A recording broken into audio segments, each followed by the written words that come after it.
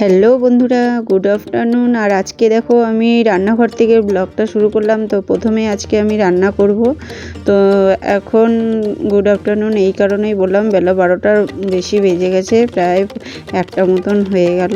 আর আজকে দেখো রান্না করতে অনেকটাই সময় দেরি হয়ে গেছে। তার কারণ আছে, আজকে রবিবার, আমার অনেক কাজ থাকে সংসারে, সেই জন্য। তো আর আমি নিজস্ব একটা কাজ করি, সেই জন্য একটু দেরি হয়ে গেলো। আর এইখানে দেখো আজকে রান্না করব হচ্ছে চিকেন কষা, ডাল আর হচ্ছে কুমড়ো ভাজা। তো প্লিজ তোমরা ভিডিওটা দেখো, আর পুরো ব্লগটাই তোমাদের সাথে শেয়ার করব। ভিডিওটা দেখতে থাকো, কেমন লাগে অবশ্যই জানিও। আর যারা আমার চ্যানেলে নতুন আসছো অবশ্যই চ্যানেলটি সাবস্ক্রাইব করে দিও, পাশে থেকে বেল আইকনটি অল করে দিও। তো এখন দেখো আমি এখানে হচ্ছে রান্না করে নিচ্ছি চিকেন। তো চিকেনটা করে নেব, আর তারপরে কিন্তু আমি ডালটা আর ভাজাটা আমার কমপ্লিট হয়ে গেছে। ভাতটাও মোটামুটি হয়ে বসিয়ে দিয়েছি। আর এইদিকে রান্না হতে হতে ঘরের আমি বাদবাকি কাজগুলো করে নেব। তো পুরো ভিডিওটা দেখতে থাকো।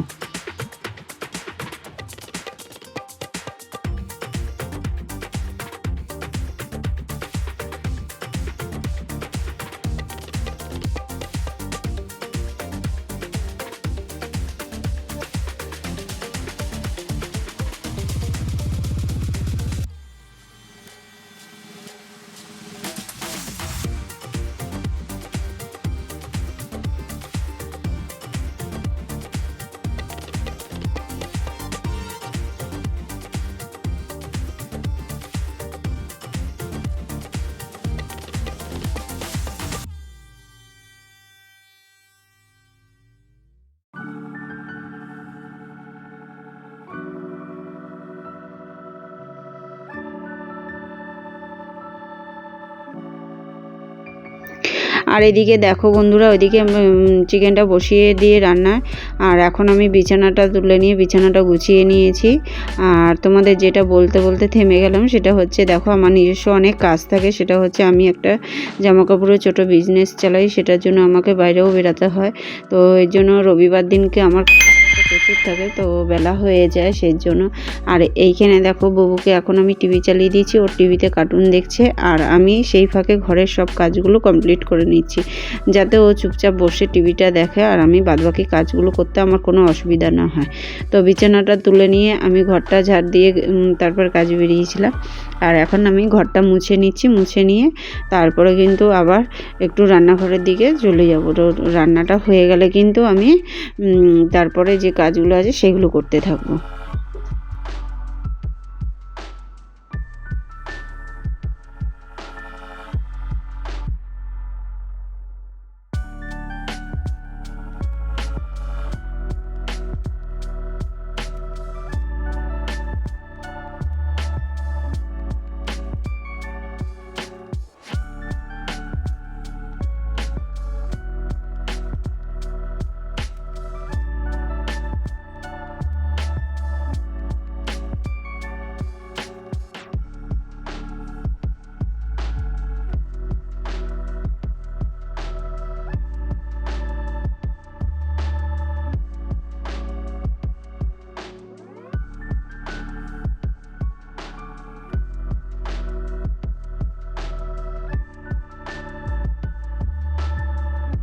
তো বন্ধুরা দেখো ঘরটা মোছা কমপ্লিট হয়ে গেছে। আর এইখানে দেখো চিকেন কষাটা রান্না হচ্ছে। চিকেনটা কষিয়ে নিয়ে তারপরে দেখো ভালোভাবে এইখানে সে বুবুর জন্য আবার একটু বাটির মধ্যে চিকেনটা তুলে দিচ্ছি, বুবু খাবে। আর আমি এদিকে তারই মাঝে কি করলাম, ঘরটা মুছে নিয়ে তোমার বুবুকে চান করিয়ে দিলাম। বুবুকে চান টান করিয়ে দিয়ে তারপরে বুবু বললো একটু চিকেন কষা খাবে, তো একটু চিকেন কষাচ্ছি। আর আবার একটু ঢাকনা চাপা দিয়ে ঢেকে রেখে দেবো মিনিট 4-5 জন্য, তারপরে হয়ে গেলে নামিয়ে নেব। তো বন্ধুরা দেখো এখন আমার রান্নাটা কমপ্লিট হয়ে গেছে। আর আমি এখন রান্নাটা নামিয়ে নিলাম। আর পুরো রান্নাটাই হয়ে গেছে, ভাত, ডাল, আর ওইদিকে হচ্ছে কুমড়ো ভাজা, আর সাথে আছে স্যালাড। তো পুরো রান্নাটা কমপ্লিট হয়ে গেছে। আর তারই মাঝে দেখো এইখানে আমি একটু ফেসিয়াল করব নিজে ঘরেই। তো এইখানে নিয়ে নিয়েছি একটু টক দই, যেহেতু টক দই এনেছিল।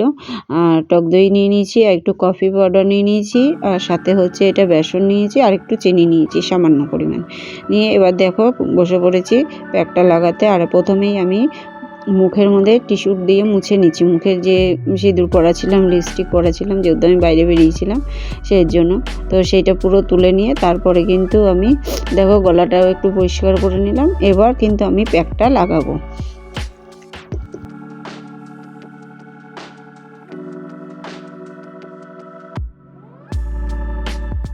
তো বন্ধুরা দেখো একটা ব্রাশের সাহায্যে আমি প্যাকটা আস্তে আস্তে করে বসে বসে লাগিয়ে নিচ্ছি, আর গলাতেও লাগিয়ে নেবো, আর তারপরে কিন্তু বাদবাকি যেটা বাজবে সেটা কিন্তু হাতেও লাগিয়ে নেব।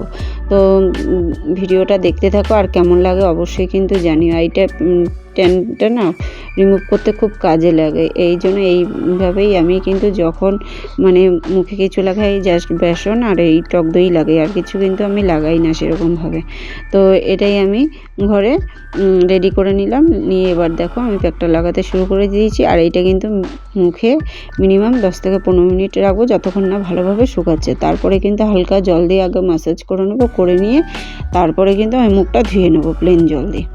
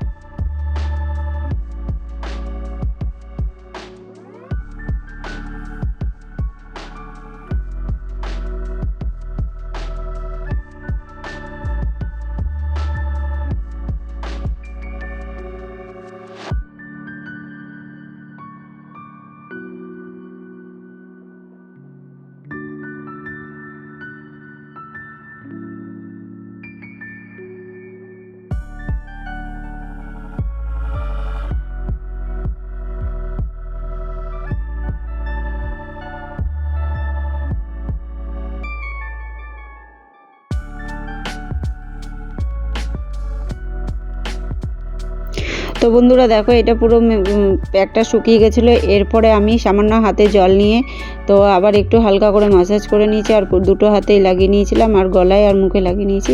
এবার আমি একবারে ধুয়ে নেবো, ধুয়ে তারপরে স্নান টান করে তারপরে তোমাদের সাথে দেখা করছি, চলো।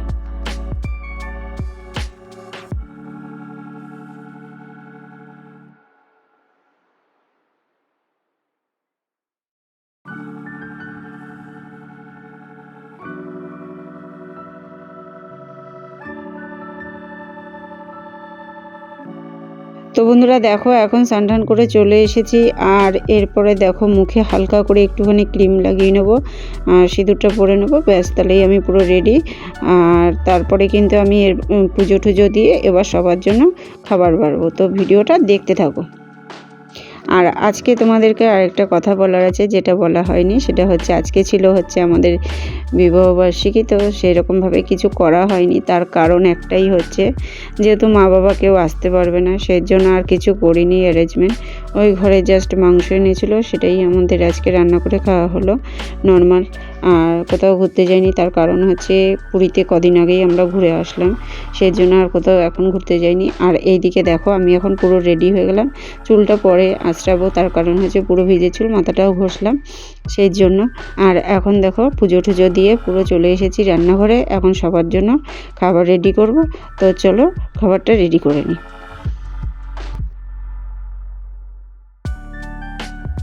তো বন্ধুরা দেখো এই যে চিকেন কষা, ভাত, তার সাথে আছে স্যালাড, শসা, পেঁয়াজ, লেবু, আর এদিকে হচ্ছে কুমড়ো ভাজা, টমেটো দিয়ে ডাল। আজকে হচ্ছে সিম্পল খাওয়া একদমই, তার কারণ হচ্ছে আমরা দুজনেই খুবই কাজে ব্যস্ত থাকি রবিবারটা, আর সেই জন্য খুব একটা রান্নার চাপ নিইনি আজকে। আর এরপরে দেখো বরকে আগে খেতে দিয়ে দিলাম, আর ছেলেদের খাবারটা বেড়ে নিয়ে লাস্টে কিন্তু আমার খাবারটা বেড়ে আমি খেতে বসে পড়বো। তো ভিডিওটা দেখতে থাকো।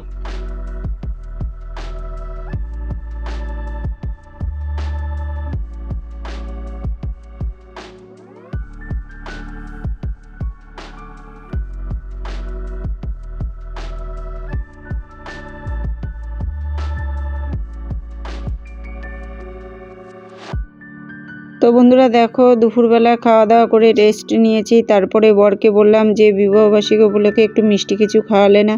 তো বর আবার গিয়ে গরম গরম নিয়ে আসলো হচ্ছে মাখা সন্দেশ আর রসগোল্লা। তো এইগুলো আবার রাত্রেবেলা মানে সন্ধ্যাবেলায় টিফিনে সবাইকে দিলাম, 2 ছেলেকে আমি বর সবাই মিলে খেলাম।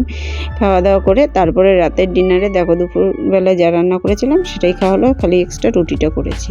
তো দেখো, আর এই রসগোল্লাটা খেতে খুব টেস্টি ছিল, আর মাখা সন্দেশটাও কিন্তু খুব ভালো ছিল।